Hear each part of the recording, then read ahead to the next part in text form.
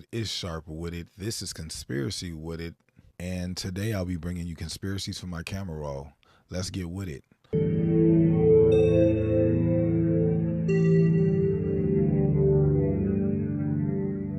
Construction workers are underground working on a government building project.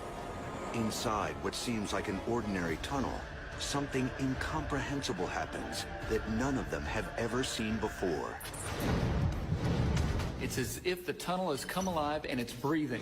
The tunnel seems to move as a cloud, repeatedly and very suddenly, appearing and disappearing.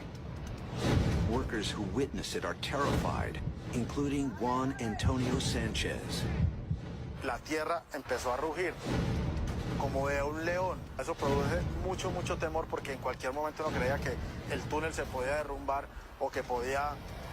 Temimos mucho por nuestras vidas.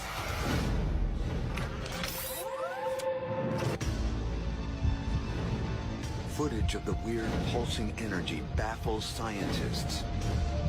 There's also this booming sound that's associated with it. Is this dangerous? Is the whole thing going to collapse? What the hell's going on here? Physicist Chad Orzel reviews the footage and considers an incredible theory. There's a very regular pulsation, so it seems like something must be controlling it. If you were going to imagine an intergalactic portal to a distant galaxy, this is what it would look like. Many physicists are convinced they exist, but nothing like it has ever been filmed. A wormhole or Stargate is considered by some to be a possible future means of interstellar travel. These kinds of wormholes are frequently used as ways to travel interstellar distances in space. They show up in the movie Stargate, they show up in the movie Interstellar as long-distance travel arrangements. So this seems like a really great idea. Stargates and wormholes sound like science fiction, but some of the greatest minds in science believe they might be possible. Introduced by Albert Einstein himself in 1935. A wormhole is a shortcut, a subway system connecting two distant points in space and time. There are 99 major cosmic portals in the Earth. If these are open, then divine information can flow through them in huge amounts, enough to raise the world into a higher consciousness. You know how on top of the pyramids, that it has a point, at one point, on top of the pyramids, they had a stone. It's called the Ben stone. It was a conductor of electricity. They took those off and started putting them in museums. What most people don't know is under those Ben stones, at the very top of the pyramid, is a language written on those bricks. That's why they don't allow people to go to the top. There was a guy who parachuted and passed up a pyramid, and at the corner of the pyramid, they seen a language on top of the bricks. That language is a light energy language that it shows itself when the sun is out and shining over it to show the actual letters and what it means. But they don't want us to know that language because it'll wake you up immediately. Pyramids are not just energy gathering devices, they're devices to wake you up with vibrational frequency. What that language is basically instructions on how to use sound vibrations in order to levitate things and other ancient teachings that were probably lost over time because of great catastrophes and, resets of the earth. So you were able to actually climb these not too long ago. I don't know, let me see. So yeah, climbing the pyramids was banned in 1951, so like about 70 years now. It was deemed, too dangerous because it was destroying the structure. But there were other things found after that, and I think there was more to it. Witchcraft is any attempt to control another human spirit. And witchcraft is everywhere. It's in the pulpit, it's in marriages, it's in companies, it's in governments, it's everywhere. Any attempt to manipulate people is witchcraft. That's in the Bible. So don't think about witchcraft, is a juju person. There are people who witches in this room, witchcraft in this room. If you use your influence to hurt someone, you are a witch. Because you are manipulating their spirit. It's witchcraft.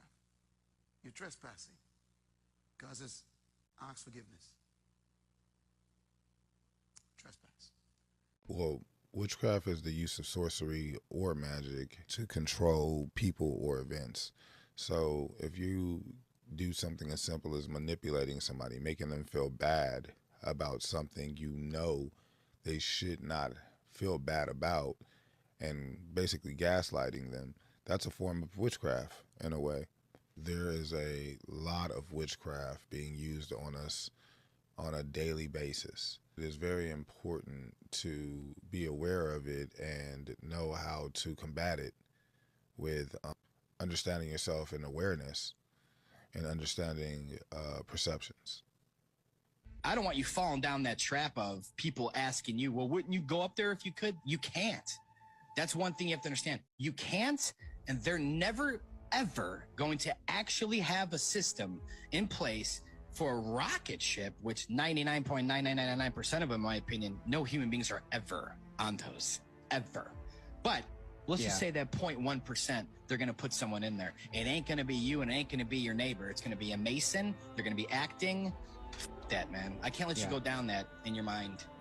You can't go. It's impossible. It's an impossible thing. Again, I compare it to, well, if Santa came to pick you up, wouldn't you believe him then? It's like, come on, man. What are we talking about? The fact that that's even up for discussion, it just shows how much our government has deceived us in the past, and they'll pull a fast one on you real quick. You know, they've been showing us movies our whole lives, and they've been looking very believable for a very long time. So if they pulled a fast one on it, I wouldn't be surprised.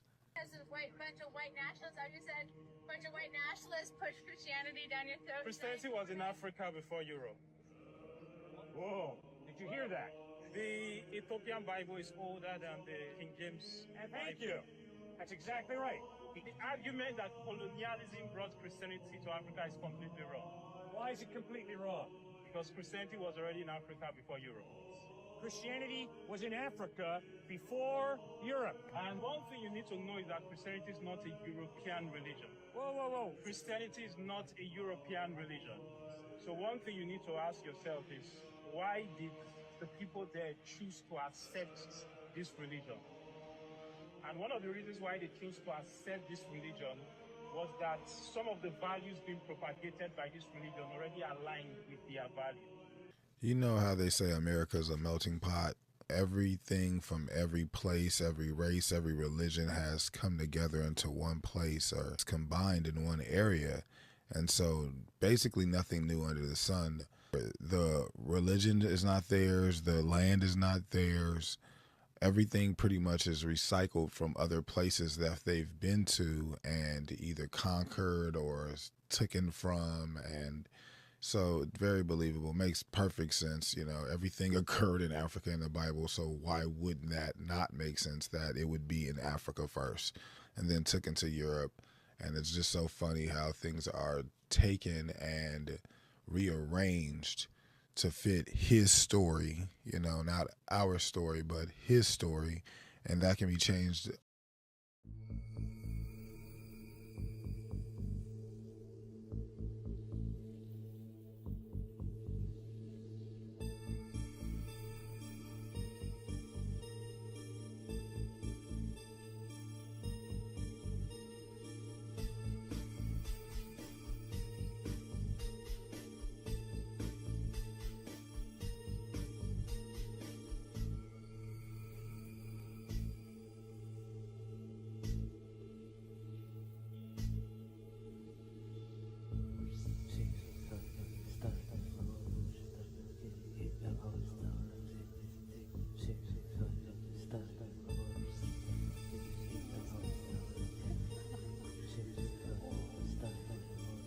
Looks like.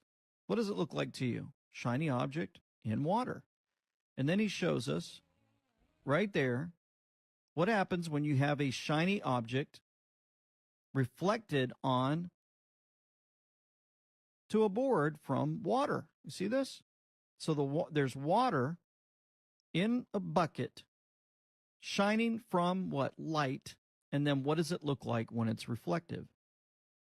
It looks just like the planets and the stars that they show us. The Sirius star, look at this one. You see the Sirius star?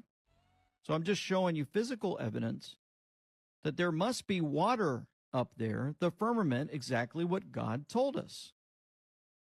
There's Betelgeuse in Orion. Here's another one, an unknown star. What does it look like to you? Light inside the water, reflecting off the water. An unknown star, and I could go over this over and over again. Bottom line is, you zoom up to these, and what does it look like? It looks like water is above us. Now, why would I be telling you all of this? Let's see.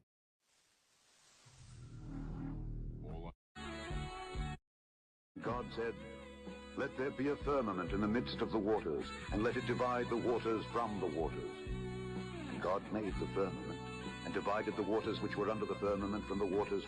My whole life I've been looking up at the stars and through telescopic lenses and through just my eyeballs. And yes, it is very true. Pretty much every star looks like water. There's a diagram of like the eyeball.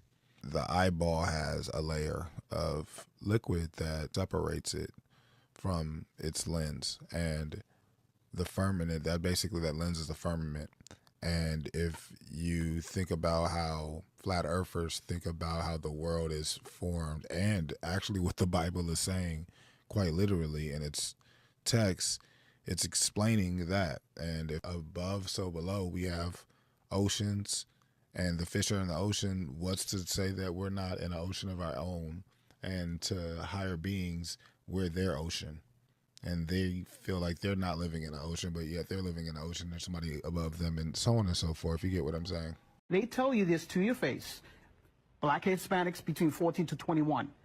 They must get stopped. At the end of the month, these officers, whoever don't have that arrest or those few summonses, they're pressured to find something. You might not see nothing. You're supposed to be visible. You might not see anything, but you go hunting, like bounty hunting for an arrest. Locking up some old guy, some homeless guy, finding somebody who's riding a bicycle on the sidewalk, who's spitting, and you bring him in. The problem is when you go hunting, when you put any type of numbers on a police officer to perform, we are going to go to the most vulnerable. The most vulnerable? Of course. We're going to go to LGBT community. We're going to go to the black community. We're going to go to those people that have no vote, that have no power. If we start doing what we're doing in Midtown Manhattan, a phone call to the mayor's office is going to be made. That's going to be the end of it. We're the predators, they're the prey. The worst thing you can have is a police officer that needs an arrest for the month. So you're all minorities. How does that make you feel? It's horrible. This is something coming from the top that trickles its way down, and this is why we're all here today.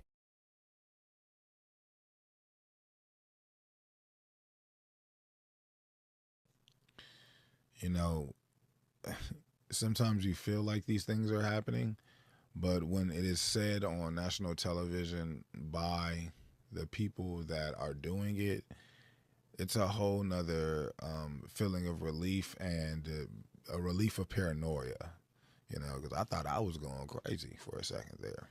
If you stay to the end, I appreciate you for spending your valuable time. You could have been anywhere in the world, but you chose to spend it with Sharp Witted. This has been Conspiracy Witted, and as always, get witted or get lost.